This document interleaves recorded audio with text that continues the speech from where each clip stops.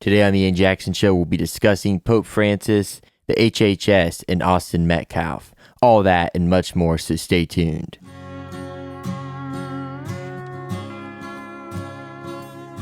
Broadcasting from my studio, my name is Ayden, and this is the Ayden Jackson Show. If you're new here, I'm a country singer-songwriter with a passion for talking world news and, of course, country music.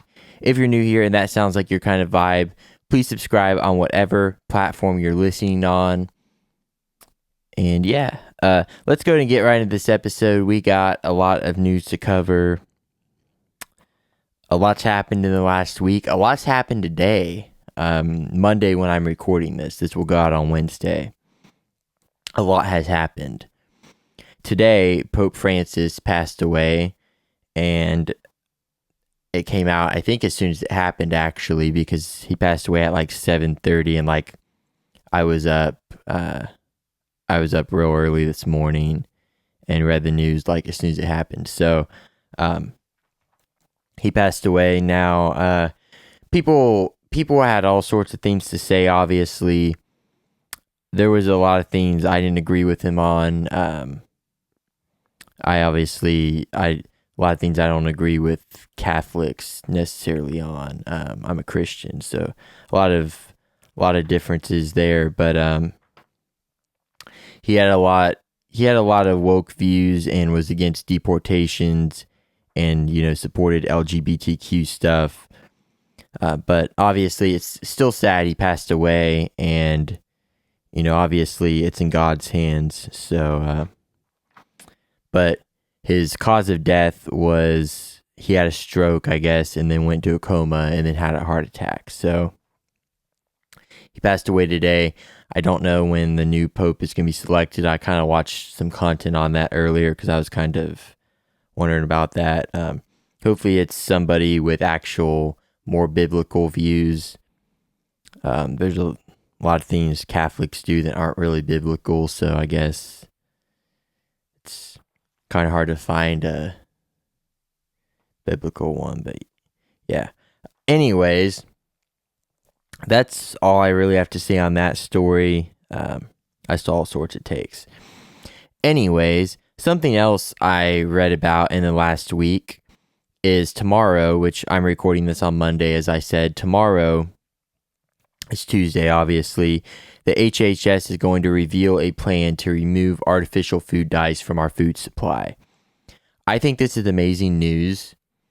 I discussed on last episode, obviously, I changed my diet a little over a year ago. I'm still eating very clean. One thing I removed from my diet was artificial food dyes. I don't consume anything with artificial food dyes. And the reason why is because, honestly, they're linked to a lot of bad stuff. One thing they're linked to, for sure, which isn't even debatable, is hyperactivity. And I think it's kind of crazy that diagnoses like ADHD exist when these kids are all eating dyes and they cause you to be hyperactive. I think a lot of diseases can really be changed with your diet. I really do. And obviously, there's also the sugar aspect to all that as well.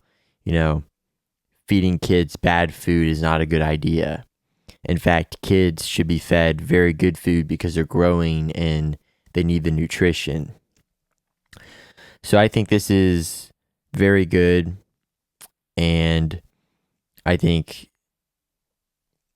food kids eat and food that's marketed to kids that has a lot of dyes in it, I think that's wrong.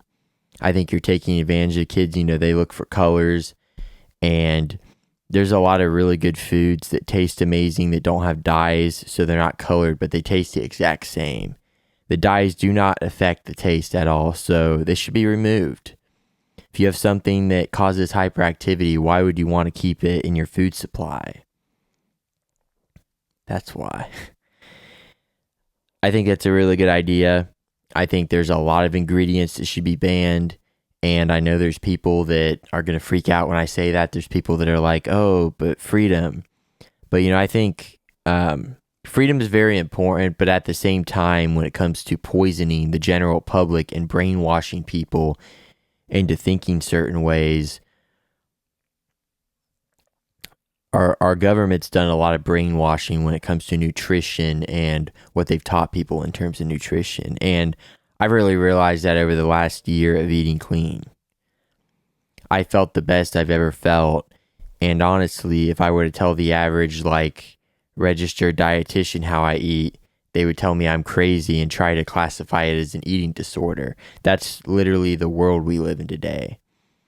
And it's crazy they'll come up with a diagnosis for anything. Even trying to label that as an eating disorder, literally just caring about what's in your food.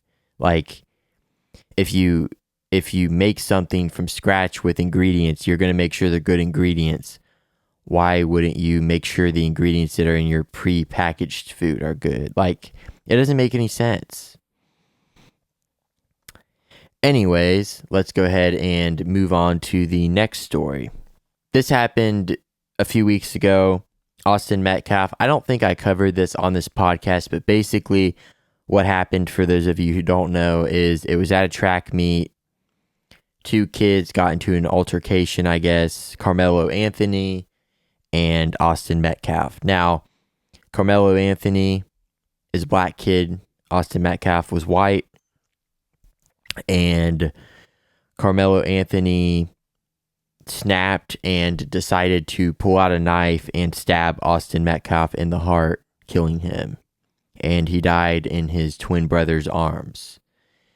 Now, obviously, when I tell you this, it should make you mad, as it would any normal person. But for some reason, Austin Metcalf's father said he felt bad for Carmelo Anthony, and then tries to say that people shouldn't blame it on the fact that he's black and, make it about the fact that Carmelo Anthony's black and Austin Metcalf was white. When I think if this situation was reversed, we know what the outcome would be with protests and stuff. Okay, if Carmelo Anthony was white and Austin Metcalf was black, or just, if Austin Metcalf stabbed Carmelo Anthony, there would be massive protests on the streets from BLM because, they protested over somebody dying of a fentanyl overdose. They literally protested cops over somebody that died over a fentanyl overdose. George Floyd, if you don't know who I'm talking about, even though you should. And if you didn't know that, you should actually look up the autopsy report. He died from a drug overdose. It wasn't because of force. I'm not claiming what the cop did was good. I'm not claiming putting his knee on his neck was right. And I'm not claiming he shouldn't get any prison time. But he's already been in prison for years now. And he actually got stabbed in prison. What's his name? George. I don't know what that cop's. Derek Chauvin, whatever his name is. Anyways, but there was a protest that happened the other day in Frisco, Texas, where a bunch of people gathered, and I think they described it as, save the white race, which I do think there are some racial elements to this. I mean, I see it both angles, but I do think if the rules were reversed, there would be massive protests, and there was a peaceful protest of people protesting, Carmelo Anthony, and I guess Austin Metcalf's father, which his father, is crappy, as I already said. I guess his father sent his handler there to try to shut it all down.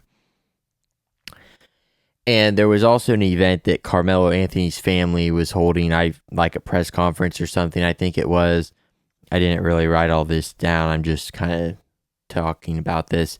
There's a protest that Carmelo Anthony, or a press conference that Carmelo Anthony's family held, and Austin Metcalf's father showed up, and they actually kicked him out.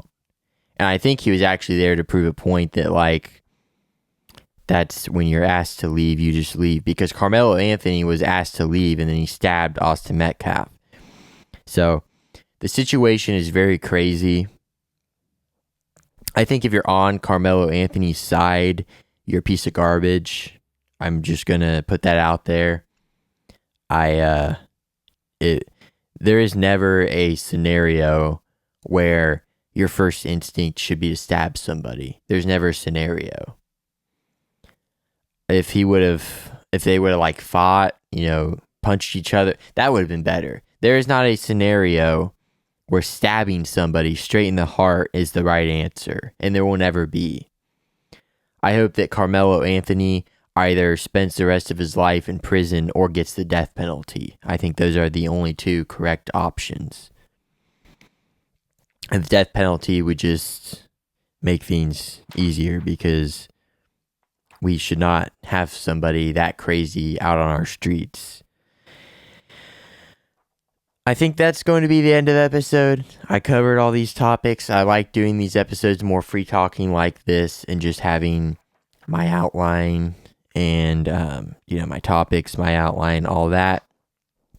I like doing it this way. I've got good feedback so far from it. So I really hope you guys enjoy me doing the episodes like this, and I will see you guys next time. My name has been Ayden, and this has been The Ayden Jackson Show.